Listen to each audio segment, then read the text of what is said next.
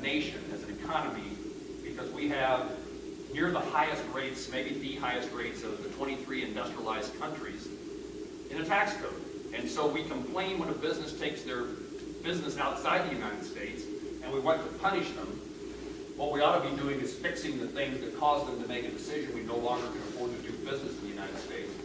And a significant part of that is a complicated and convoluted, but very expensive tax code. So I'm happy to pursue my goal of a different tax form.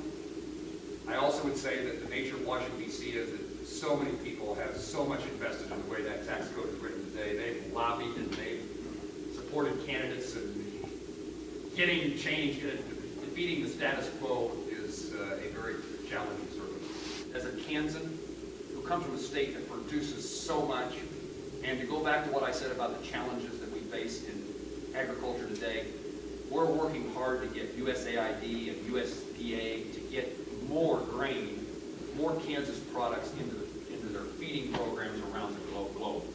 And there's a great legacy in Kansas on dealing with these issues. A guy named Bob Dole who engaged with George McGovern a long time ago to create the McGovern Dole, or in our world, the Dole McGovern program, that brings students around the globe to school to get a meal. So we will work with my colleagues, including Senator Roberts, on the domestic side. We'll continue to try to do things. We've asked USDA and USAID to increase the amount of grain that they're sending around the globe to help us eliminate. We need more demand for what we grow, particularly at a time when there's really 4 famines, depending on how you define what a famine is. One of them is clearly ongoing now, and the 3 are in the making. And we need to make certain that from a humanitarian way, it's not just an economic issue, that we respond. And then in regard to health care, it's interesting to me. I've spent probably the last 5 years in my town hall meetings with people telling me how bad the Affordable Care Act is. And I'm spending the last few months listening to people who tell me how beneficial the Affordable Care Act is. My answer, and occasionally this would happen, over those times in which people were complaining about the consequences of the Affordable Care Act, somebody would stand up and say, but no. The Affordable Care Act has been helpful to me. It's made a difference in my family. And what I always said and continue to say is, that's great. Can we devise a system that takes care of your needs without doing so much damage to so many other people? And the damage is, when I see these hospitals today and tomorrow, there's not a hospital in Kansas whose financial condition is better. And in significant part, it's the co-payments and deductibles have gone up so high that they no longer can afford to pay. I mean, when it was up $200, people figured out how to make enough payments to get $200 to the hospital, to the healthcare provider. And today, when it's $2,000, it's more like, there's no way. Part of my answer over a long period of time, long before President Obama came about with the Affordable Care Act, is we need to invest in community health centers.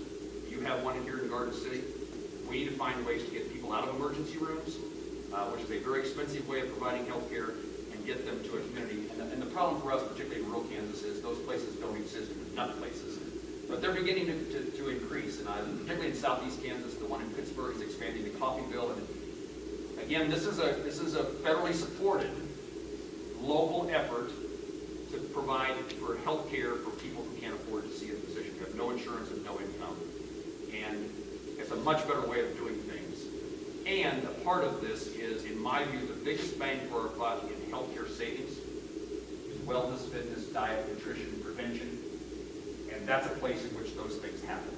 I don't know where we are in regard to, I wasn't, I don't know what the right word to say is, wasn't pleased, wasn't supportive of the direction the House of Representatives was going in regard to replacing and repealing the Affordable Care Act. But it is a difficult time to try to find ways to make this work.